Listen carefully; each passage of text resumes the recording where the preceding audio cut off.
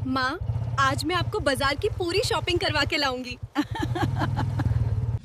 DM कीर्ति कुमारी आज अपनी मां शांति देवी के साथ बाजार जा रही थी, जो कई महीनों बाद कुछ दिनों के लिए घर लौटी थी। इसीलिए वह नहीं चाहती थी कि किसी सरकारी तामझाम की वजह से मां के साथ बिताए जाने वाले इन कीमती पलों में कोई खलल पड़े। तभी कीर्ति ने एक बंद पड़ी दुकान की ओर इशारा करते हुए कहा, मां, आपको याद है वह सामने वाली दुकान? बचपन में यहां से आप मुझे स्कूल के लिए सफेद रिबन दिलाया करती थीं। उनकी बात सुनकर शांति देवी मुस्कुराई। हाँ बेटी, और तू हमेशा 2 की जगह 4 रिबन की जिद करती थी। तू कहती थी कि 2 खो जाएंगे।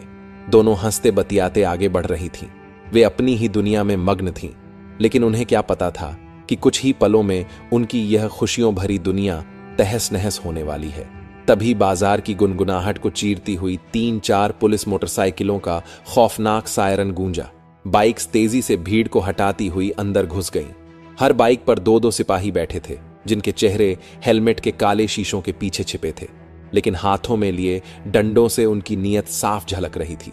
एक हवलदार चिल्लाते हुए बोला, चलो हटो, सब रास्ता खाली करो, दुकान के अंदर जाओ, ऊपर से हुक्म है, साहब का काफिला निकलने वाला है। यह सुनते ही बाजार में भगदड़ मच गई। लोग डर के मारे अपनी दुकानों और ठेलों को अंदर खींचने लगे। जो बाजार अभी जिंदगी से भरपूर लग रहा था, अब वहां एक अजीब सा डर पसर गया था। एक सिपाही ने फूल बेच रही बूढ़ी औरत की टोकरी पर लात मार दी, जिससे सारे गेंदे के फूल सड़क पर बिखर गए। एक लड़का यह सब अपने मोबाइल में रिकॉर्ड करने की कोशिश कर रहा था। तभी उसके गाल पर एक जोरदार थप्पड़ पड़ा।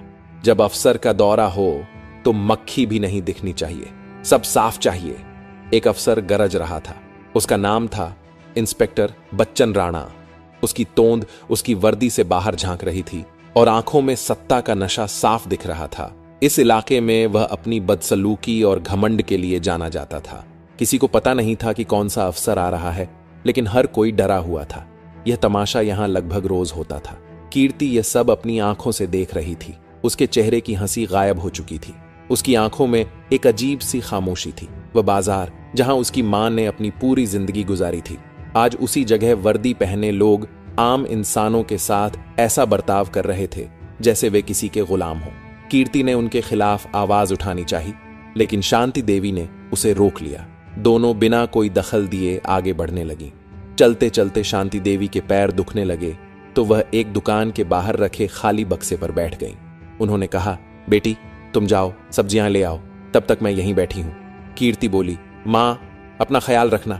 इतना कहकर कीर्ति वहां से चली गई। इंस्पेक्टर बच्चन राणा की नजर शांति देवी पर पड़ी। वह तुरंत उनके पास आया और चिल्लाया, ए बुढ़िया, यहां क्यों बैठी है? यह वीआईपी रूट है, दिखाई नहीं देता? उसकी आवाज में जरा भी लिहाज नहीं था। शांति देवी ने विनम्रता से हाथ जोड़कर कहा, बेटा बस पैर दुख रहे थे, अभी उठ जाती हूं।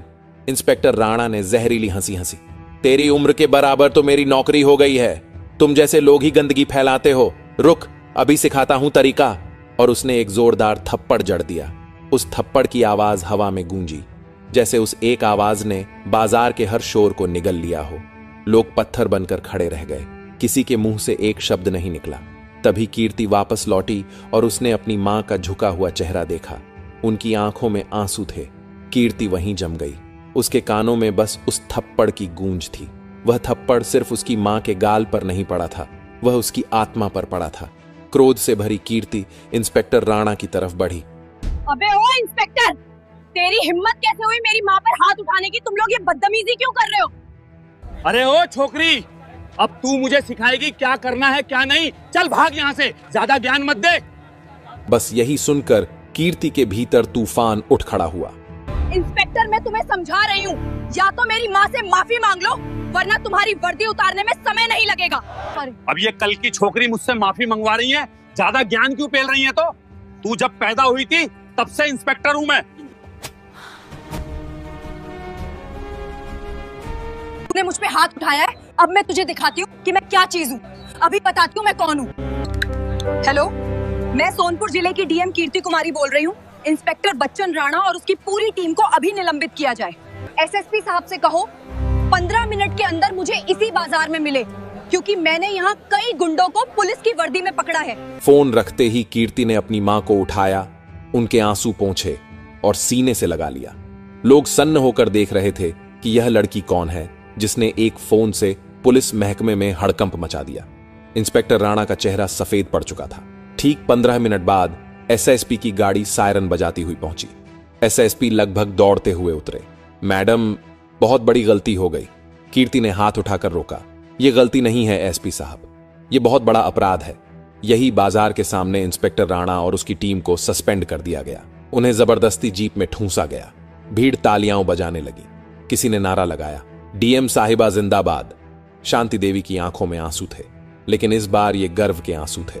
उस रात कीर्ति अपने सरकारी बंगले पहुंची, पर उसका मन शांत नहीं था। उसने जन सुनवाई नाम की फाइल खोली, जिसमें ऐसे दर्जनों मामले दबाए गए थे। कहीं पुलिस की अवैध वसूली, कहीं बेगुनाहों पर झूठे केस, कहीं किसी गरीब की एफआईआर तक न लिखना।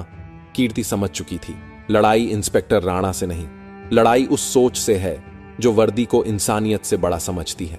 अगली सुबह कीर्ति कुमारी ने डीएम की गाड़ी नहीं बुलाई। उसने एक साधारण सा सलवार सूट पहना और एक आम लड़की की तरह अपनी बुलेट बाइक पर बैठकर निकल पड़ी। उसकी मंजिल थी थाना सूरजपुर, क्योंकि सबसे ज्यादा शिकायतें यहीं से थीं। वह थाने पहुंची तो पहरेदार ने उसे रोक लिया। कहां, किससे मिलना है? कीर्ति ने घबराई हुई लड़की की एक्टिंग करते हुए कहा, एक शिकायत दर्ज करवानी है। इतना बोलकर वह अंदर चली गई। अंदर इंस्पेक्टर दरोगा गजेंद्र सिंह पान चबाता हुआ बैठा था। उसने कीर्ति को ऊपर से नीचे तक देखा और बोला, क्या हुआ, किसके खिलाफ शिकायत है? कीर्ति नरम भाव से बोली, यहीं के कुछ पुलिस वालों के खिलाफ।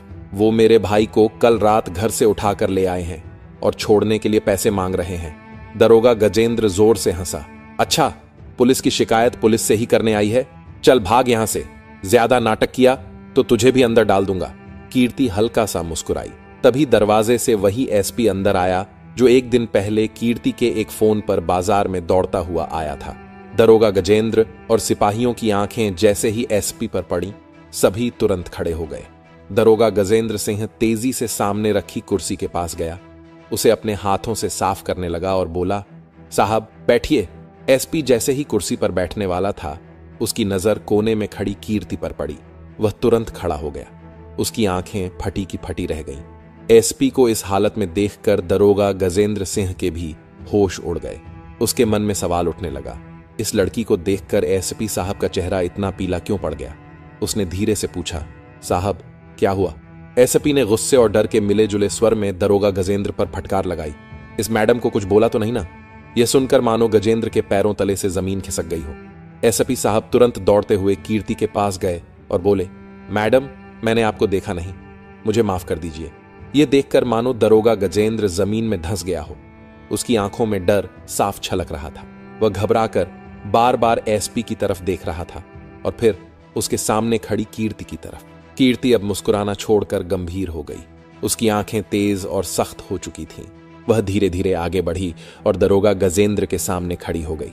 गंभीर और ठंडी आवाज में बोली, इंस्पेक्टर तुम्हें पता भी है तुमने अभी किससे बात की है? मैं वही कीर्ति कुमारी हूं, इस जिले की डीएम जिसे तुमने कुछ देर पहले थाने में डालने की धमकी दी थी। अब बताओ, जनता की शिकायत सुनने के बजाय तुम लोग उन्हें उठाकर थाने में बंद कर देते हो और पैसे वसूलते हो।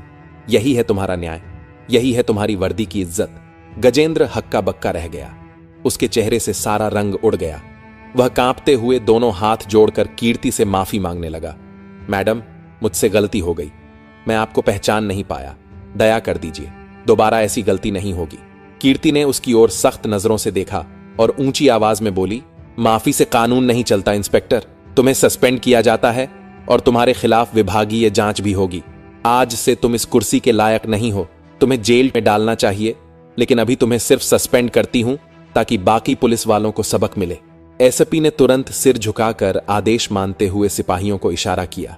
2 सिपाही आगे आए और दरोगा गजेंद्र को पकड़ लिया।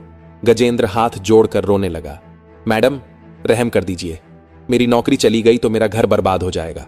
कीर्ति ने एक कदम पीछे हटकर ठंडी आवाज में कहा, जब तुम किसी गरीब की फरियाद सुनने के बजाय उसे धमकाते और थाने में बंद कर देते हो, तब उसके घर का क्या होता है, कभी सोचा है? अब अपने घर की चिंता करना। थाने में सन्नाटा छा गया। सबकी निगाहें उस महिला डीएम पर थीं, जिसकी आंखों में नरमी नहीं बल्कि न्याय की आग जल रही थी। कुछ ही मिनटों में थाने का नक्शा बदल गया। अवैध रूप से हिरासत में रखे गए लड़के आकाश को तुरंत छोड़ा गया और उस दरोगा समेत 3 पुलिस वालों को मौके पर ही सस्पेंड कर दिया गया। यह सिर्फ शुरुआत थी। अगले 3-4 दिनों तक पूरे जिले में एक दहशत फैल गई, एक गुमनाम डीएम का खौफ। कोई नहीं जानता था कि वह कब, कहां, किस रूप में पहुंच जाए।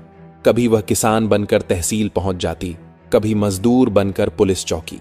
पूरे शहर में डीएम कीर्ति कुमारी के किस्से सुनाए जाने लगे।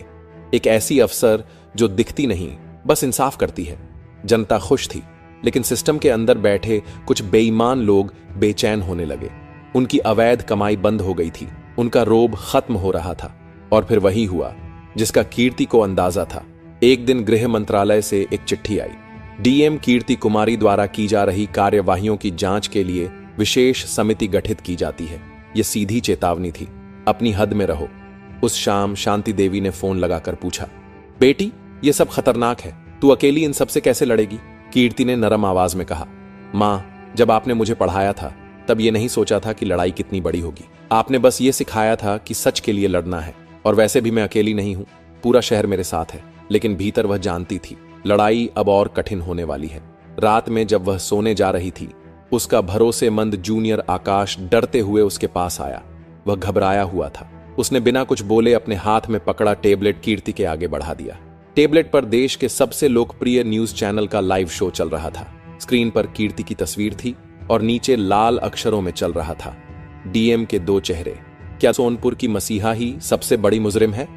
एक गोदी मीडिया का पत्रकार चिल्ला रहा था, ये देखिए हमारे स्टिंग ऑपरेशन की एक्सक्लूसिव फुटेज। स्क्रीन पर भीमराव कॉलोनी का धुंधला वीडियो चल रहा था, जहां कीर्ति भेष बदल कर गई थी। एडिटिंग इतनी चालाकी से की गई थी कि ऐसा लग रहा था जैसे वह चाय वाले को धमका रही हो। फिर एक नकली ऑडियो जिसमें उसकी आवाज को तोड़ मरोड़ कर पेश किया गया था। पत्रकार पागलों की तरह चिल्ला रहा था, एक महिला डीएम पुरुष के नाम से क्यों घूम रही थी? क्या वह पुलिस पर झूठे आरोप लगा रही है? क्या यह एक बड़ी साजिश है? कीर्ति के पैरों तले जमीन खिसक गई। यह हमला साधारण लोगों ने नहीं किया था, यह सिस्टम के एक ताकतवर छिपे दुश्मन ने किया था, जो सामने नहीं आता लेकिन वार घातक करता है। आकाश डरते हुए बोला, मैम, यह वीडियो हर न्यूज चैनल पर चल रहा है, सोशल मीडिया पर वायरल हो चुका है। उन्होंने आपके खिलाफ मीडिया ट्रायल शुरू कर दिया है। अब लड़ाई दफ्तर की नहीं है मैम, यह लड़ाई पूरे देश के सामने है और इस लड़ाई में सच का कोई गवाह नहीं होता। कीर्ति की आंखें स्क्रीन पर टिक गईं, जहां एक गोदी पत्रकार चीख चीख कर उसकी ईमानदारी की हत्या कर रहा था।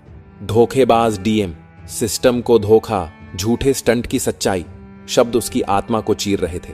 उसने सोचा था लड़ाई भ्रष्ट अफसरों से होगी, पर यह लड़ाई तो अलग ही थी। यह लड़ाई थी धारणा, परसेप्शन की, एक ऐसे झूठ से जिसकी बार बार पुनरावृत्ति उसे सच बना सकती थी। आकाश ने पूछा, मैम, अब हम क्या करेंगे? कीर्ति ने जवाब नहीं दिया। वह चुपचाप खिड़की के पास जाकर खड़ी हो गई। बाहर शहर की बत्तियां टिमटिमा रही थीं, वही शहर जिसके लिए वह दिन रात लड़ रही थी।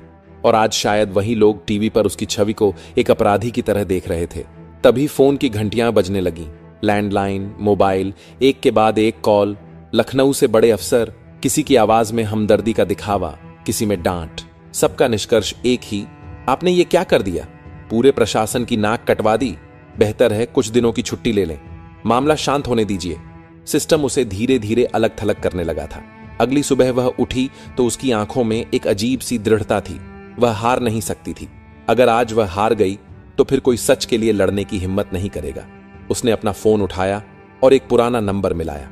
यह नंबर था उसके कॉलेज के पुराने गुरु प्रोफेसर शर्मा का, जो अब शांत जीवन जी रहे थे। प्रोफेसर शर्मा सिर्फ एक टीचर नहीं थे, वह पत्रकारिता और जनसंचार के विशेषज्ञ थे।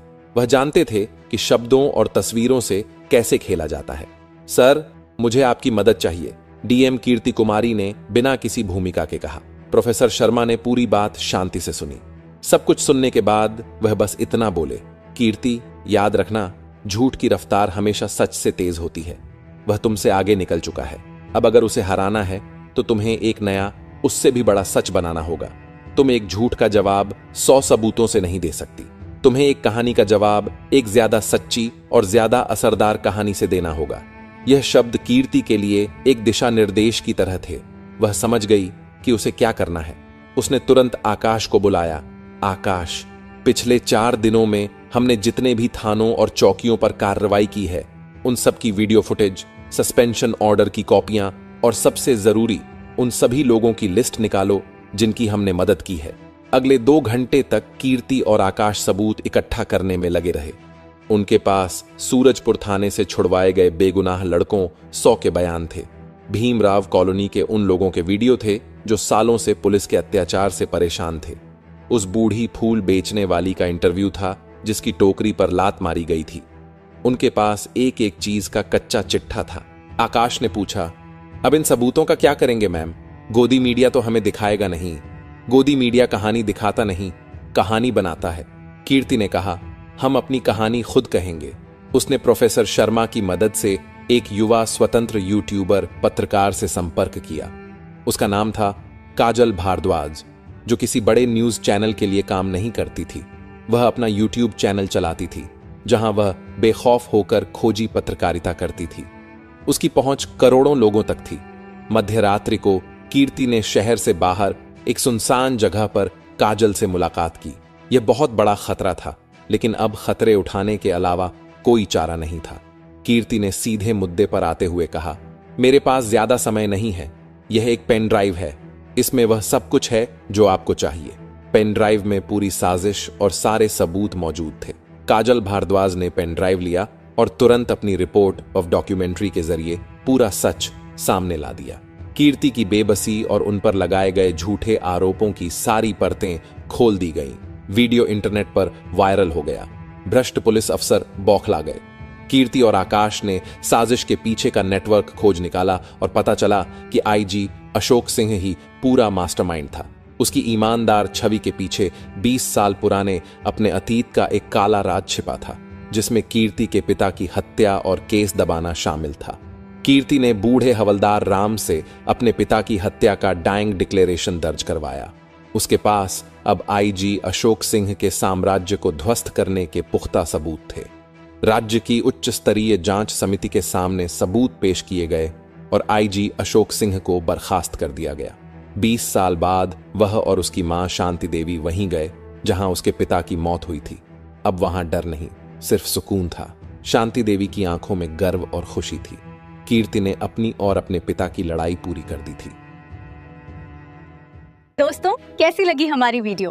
अगर आपको हमारी कहानी पसंद आई तो वीडियो को लाइक जरूर करें, अपने संबंधित लोगों को शेयर जरूर करें। वीडियो के लिए आपका अनुभव कमेंट बॉक्स में जरूर दें और आगे भी ऐसी वीडियो देखने के लिए चैनल को सब्सक्राइब करें और बने रहें फिल्मी टेल्स के साथ। हमारी वीडियो बनाने का उद्देश्य सिर्फ मनोरंजन तक ही सीमित है। न हम किसी की जाति को ठेस पहुंचाना चाहते हैं, न हम किसी के धर्म को। हमारा उद्देश्य है भारत को भ्रष्टाचार से दूर रखना। हम आपकी सेवा में हाजिर हैं। मिलते हैं अगली वीडियो में।